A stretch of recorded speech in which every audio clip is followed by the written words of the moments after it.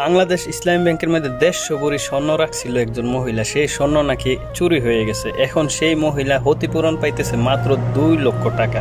অবিশ্বাস্য হলো সত্য ঘটনা যে ইসলামী ব্যাংকের মতন একটা বিশ্বস্ত ব্যাংকের মধ্যে যখন একজন মানুষ 150 ভরি স্বর্ণ রাখে, সেই স্বর্ণ যখন গায়েব হয়ে যায়, সেই মানুষটা যদি মাত্র 2 লাখ টাকা ক্ষতিপূরণ পায়, চিন্তা করতে পারেন কত সুন্দর নিয়ম, কত সুন্দর আইন বাংলাদেশে চালু করছে যে আপনি যত টাকা পয়সায় রাখেন না কেন, কোটি কোটি টাকা রাখেন, কিন্তু ক্ষতিপূরণ কিন্তু পাইবেন সর্বশেষে 2 লাখ টাকা, এর বেশি পাবেন না। চিন্তা করতে পারেন, কষ্ট লাগে, দুঃখ লাগে যে মানুষটা এত টাকা, এতগুলো স্বর্ণ রাখছিল, 150 ভরি স্বর্ণ রাখছিল, নিরাপত্তার আশা করে, সেই মানুষটা এখন সব কিছু শেষ।